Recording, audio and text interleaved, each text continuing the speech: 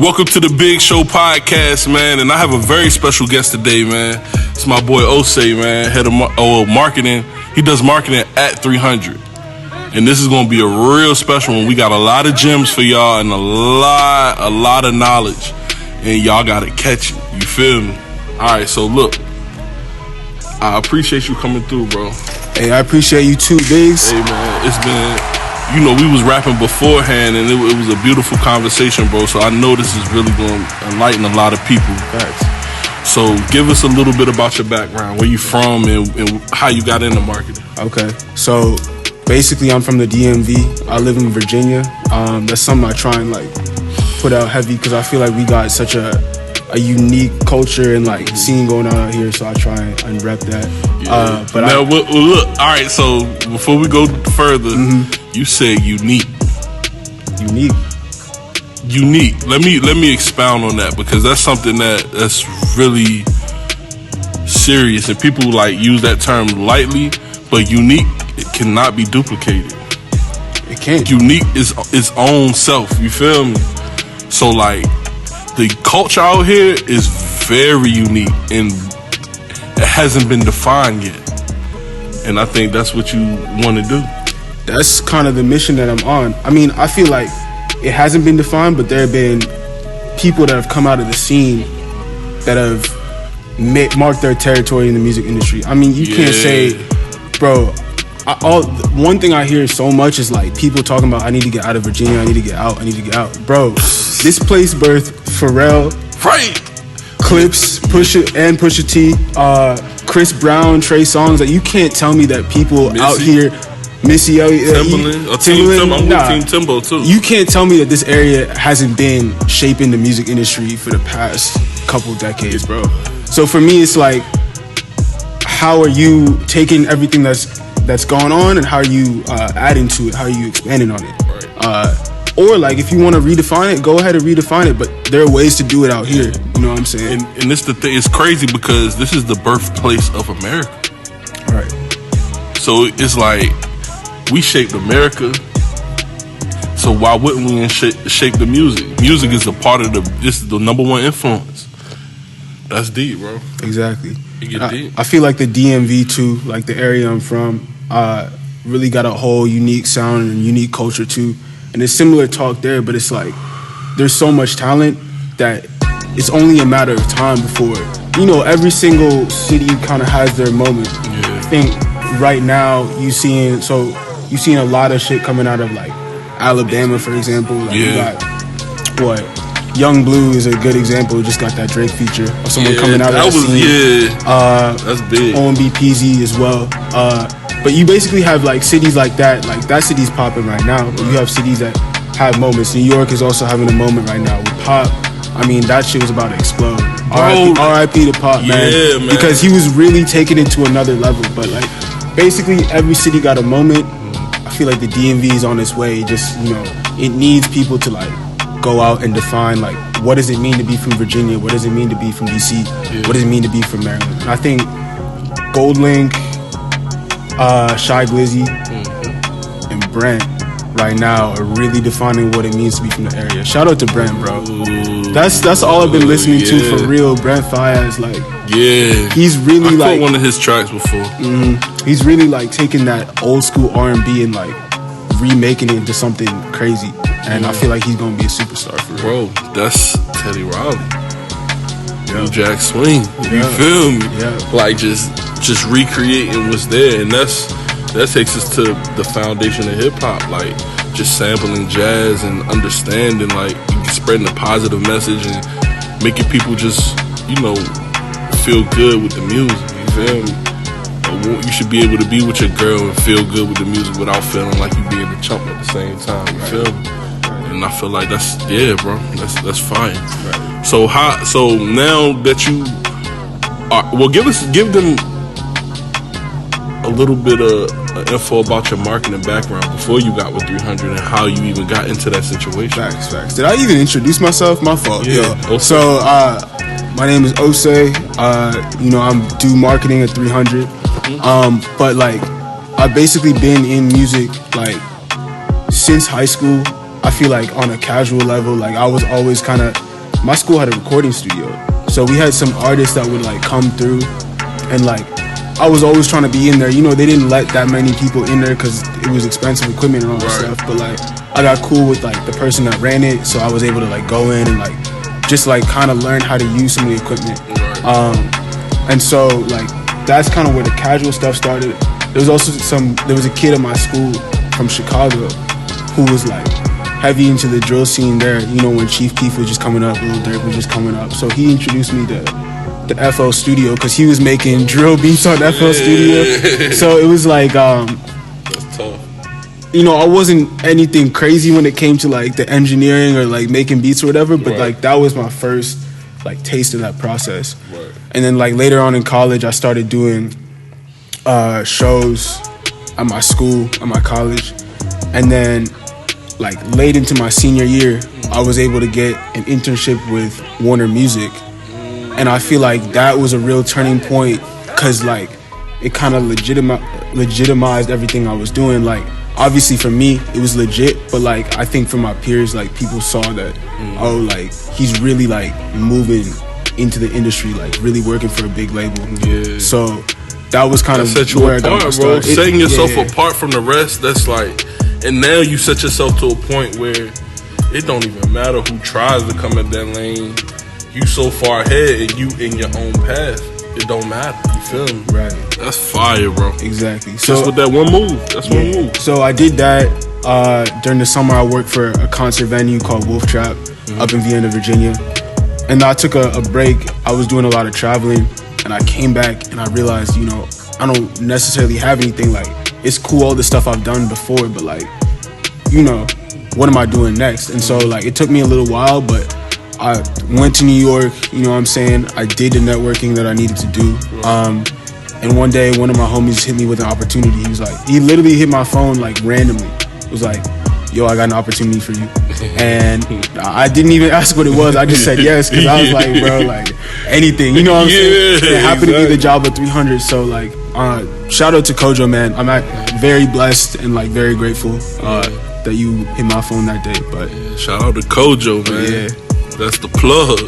That's been my journey so far. All right, man. That's dope, bro. And now, how's your experience been with 300 and being a part of their family? It's been cool. It's been strange because I started in May.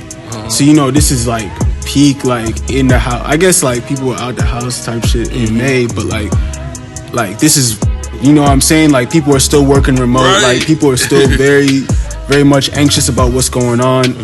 People aren't really leaving the house like that. So when I started, that was like in the middle of that time, people were just starting to figure it out. So I'm on Zoom calls with, you know, several people I don't know, never heard before. So I had to make an effort. Like I remember early on, I was reaching out to like hella people. Like I would send emails every week to like 3-4 people in the department, just like, yo, can we get on a call? Like, can I talk to you? Like, I'm new here. I just want to introduce myself, learn about what you do, and like see how I can bring value to like the company and what you do. And like it was pretty successful. I feel like I've talked to like probably like 2/3 of the company at this point, just off like Zoom calls and stuff. You know, you can't reach everybody, but I feel like making that effort like definitely helped me in my career at 300. Because at this point, bro, I don't think people would. If I hadn't done that, I don't think people would know who I am still. You know what I'm saying? We still not in the office. Like I'm still like new.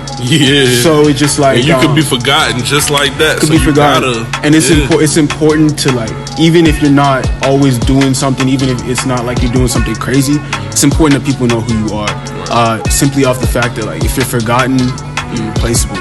So that was always like a fear in my head, like. Cause it didn't even feel real. I was working remote, so I was like, "Yo, am I even in this for real? Like, let me make sure I'm in this. Like, let me make sure I'm good here." So yeah. And that's the thing. Once you with a label, like being a part of that family, they really make you feel like you're a part of it. Like even if you like not fully vocal about anything, you'll be like, "Yo," they're like, "Okay, just do this." But that's the beginning. Now, once they take the training wheels off, you on your own, you feel me? You like, no, you gotta figure this shit out for yourself now. You feel me? But facts. They really do. Like being a part of Sony, like they welcome me in with, like I felt the same way because it was like random, bro. It was like they sent me an email You know, you get emails from everybody, and then like once I got the email, then I was like, all right, fuck it, I'll let you do it. You feel me? And then I did it. Then they start having these meetings with me, and then I start meeting the team and talking to the A&Rs, and just like you said, talking to like 2/3 of the team. You feel me? And then like from there, now it's like some of the A&Rs, I can't even talk to them right now because they so busy now. Everything is picking back up, but now I'm in the loop. You feel me? And it's like who you know to get in and what you know to stay in. You feel me? Right. So that's fire, bro. And it's been a beautiful thing for you too. It has, for sure. Yeah. I'm really excited, man. Like, no matter what happens up until after this point, like, I feel extremely blessed to like be in the position I'm at. Cause like, you know, the music industry is all over the place right now. Like, just trying to figure out how we gonna do this thing. You know, everything was digital. Now things are starting to open back up. Atlanta's crazy right now. Yeah. Like doing everything that they're doing. So it's like people are starting to find new ways. So like, I think what I did was extremely important because like what you said, it's like now people don't necessarily got the time to talk to me. Yeah, exactly. And it's not to be funny. It's just I'm focused on my life now, and I'm blessed to have what I have. So I got to keep it and push forward. Right. You feel me? Man, that's dope. So, all right. So what we usually do now? We done talked about music. Let's get more into the business aspect of it. So, like, for your side, being in marketing, what is marketing and what is the business side of marketing for you? So the business side of marketing for me it's taking a brand and getting it out there, making sure people know about it. So I'm specifically like in the digital marketing department. So we're very online focused, very social media focused. And it just really making sure that like you got an artist, right, brand new or like been in the game 10 years or whatever, making sure that their digital presence is on point, like making sure like little things from like, you know, the layout of their Instagram feed to like what they're putting out on Twitter and stuff like that. Or like, for example, like when the Black Lives Matter movement was going on, like just making sure that artists, even though like they may not necessarily know how to speak to it, if they want to speak to it, they can. You know what I'm saying? And like educating them in that sense. Because like as an artist, we talked about this earlier, like building your team and stuff. I feel like the label is really just a big team. Like as an artist, you don't necessarily have the time to research, nor should it be your job to like do all this research and like try and figure out your messaging or whatever. Because at the end of the day, you're an artist. Like your job is to put out music that people can relate to. Like, but you don't necessarily have time to like figure out what your messaging is, what your branding is. And so like it helps, like even outside of label, if you got a team or one person is focused on the marketing, like it can help you a ton. So that's kind of what I do, is just focus on that and developing like people digitally. Wow, helping people digitally. And that's the wave of the future. Like digital is everything. Of course we know the currency, we know everything is about to be just super digital. So like, did you hear about over in China where they put like 200,000 cameras up and now they can see like AI can see everything with inside the crib and everything now? Nah, I did not hear about that. And they crazy. Facebook just introduced it to us like maybe 2 months ago. Or a month and a half ago. And that's gonna be coming here where they'll be able to see everything. And then it's crazy, bro. It's crazy how these things are moving, because like on the one hand, like you concerned about privacy, right? But on the other hand, like the way I've seen social media, especially these days, like obviously not going anywhere, but like it's only getting more advanced and more involved from here. We were actually having a conversation earlier about how the kids use social media. And it's super interesting because they don't really mind putting their life out there. They don't really mind putting their personal info out there, because they know for them it's not a thing. Like that stuff's not personal information. I follow a couple younger rappers in the DMV, and one of them like yesterday put up like a picture on their feed saying like, "Yo, I'm bored. Somebody FaceTime me." And it's just like that level of like fan engagement to the point where like, oh, I'm gonna just like check my DMs, give a random fan my number, and then have them talk to me and FaceTime me. Like that's something that I personally would be so uncomfortable with. But for them, like that, it's cool. It's average, and like they connect them with their people. It connects them, and it's not something they do on purpose. It's just the way that they live, because they live with the phone in their hand, like since birth. You know what I'm saying? Like it's a different world, but they completely understand how to use it.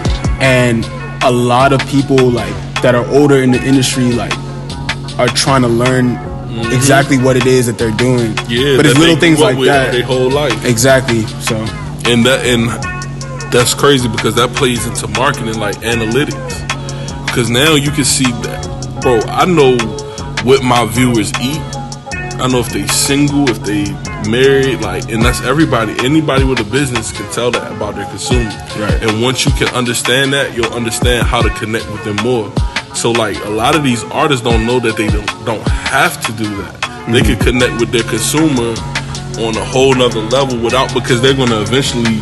They can't do that with a billion people.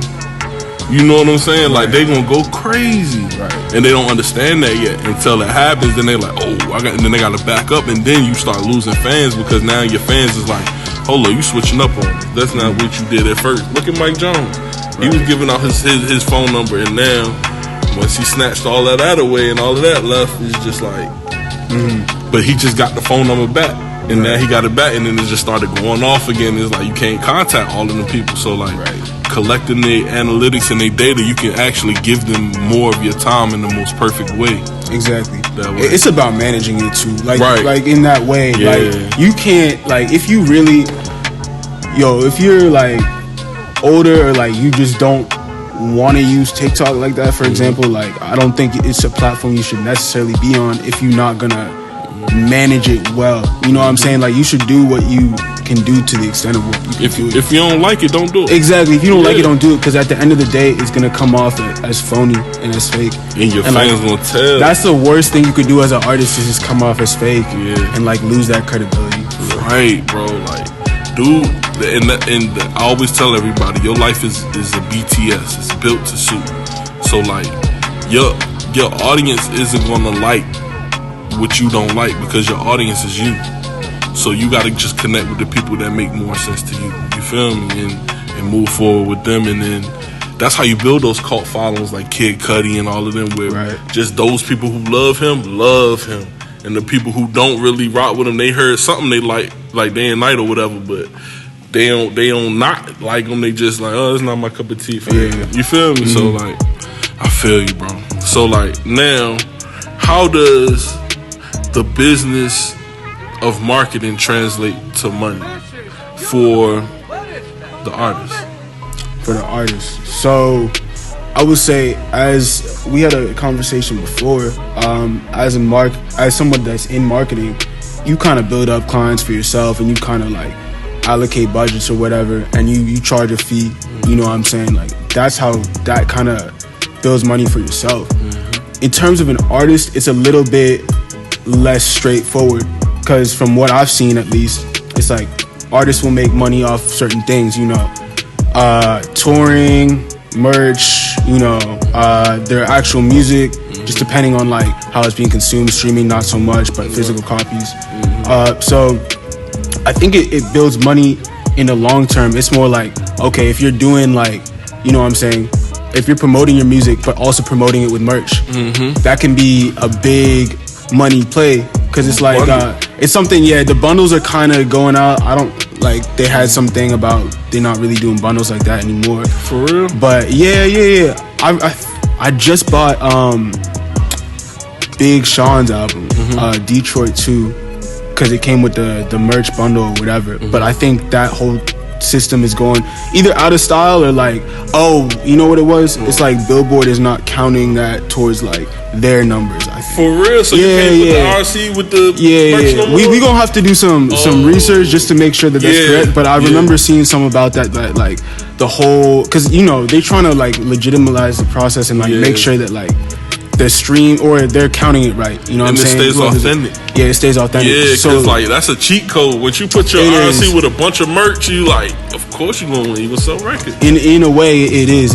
I mean, I see it as clever, but like, you know, I could see why it could be seen as a cheat code. So, but yeah, trying to find clever ways to like market your music, but also another product is like extremely important in terms of making money, especially during these times. Because you know, your music is only gonna make you a certain amount. A lot of artists are brands now, like they're companies. That's the way you gotta think about yourself. Like, okay, like I make music, but how is that also building on like everything else I do? Or what else am I doing on the side that can also make me money as well? You want to be like a walking, talking brand. And I think that leads to like, because the music leads to short-term success, but one day you're gonna be hot and the next day you're not gonna be. So what's that long-term success look like for you? What are you branching out into? That's a great question. And before we get out of here, I always try to get one tip of money advice you would give to artists.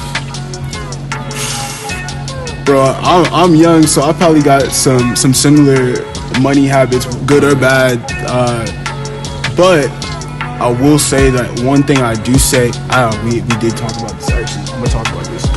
One thing that I see artists doing is spending a lot, and not even just on like the extra stuff, you know, like the clothes or whatever else may come with it, but spending a lot on the records. And it's like, to be honest, you don't need to do all that. We were just listening to the 40 and KD interview in the car on the way over here, and like 40 was talking about, man, like what you have is what you need. And that, it really resonated with me, because it's like, especially with my own career, I kind of built it out of, I'm not gonna say nothing, I'm not gonna be one of those guys like, oh, I didn't have anything, but like when it came to music, I really had no connections. My first job in music was in social media off the phone. So it's like, you can do stuff without having much. I would say if you're an artist, try and like create your own recording budgets and see how much you're spending on a record, and then create a marketing budget and see how much you're gonna spend on that digital marketing or that marketing component. I mean, like, studios are cool, but like, look at this setup right now. Like, we doing this in the warehouse. You know what I'm saying? Like, with a couple mics. So it's not expensive anymore. And that used to be a barrier to entry, but now kids are recording out of their basements. Recording off their iPhones. Like, the game has changed, and I think that people need to look past like the artist image, humble themselves, and like do it from the ground up. Because once you get there, bro, it's gonna be crazy. Like, I've literally seen so many artists like get there, but that's for another day. You gotta focus on the craft. You gotta focus on the grind. You gotta focus on your foundation. What's gonna get you there? So that's right, man. So yeah, keep the cost low, make budgets. That's right. That's great advice. Does anybody want to shout out before we get out of here? Shout out, honestly, just shout out my man Yassine. You know, he's been traveling me a couple times now that we've been doing this, and like he's been there since the beginning in terms of like in college, like doing the music stuff. So I appreciate him. And then shout out to, because I didn't do this last time, but shout out to everybody at 300, to be honest, because like I said, I haven't met anybody. I'm planning to go to New York pretty soon to just chop it up with whoever I can. But like, honestly, like Kevin Lyles, who's our CEO, has this phrase called, he like #family_business. Like, he hashtags that on everything he posts. And at first I didn't really get it, you know what I'm saying? But I noticed every artist #family_business, you know, under his post, like really buying into it. I noticed the whole company is like, that's their thing. And like, it really does look like a family. Like, and I had to do the work to like even get a glimpse of like what it could mean to be a part of that. So, but when I did reach out, people reached back out and were willing to support me and like talk to me. So shout out to everyone there. I'm extremely grateful for the opportunity and like excited for the future. That's love, man. So, and shout out to Joe for hooking this up, man. All right, man. I appreciate you coming out, man. All hearts and minds clear, man. Y'all be blessed out there, man. I'll see y'all in a minute.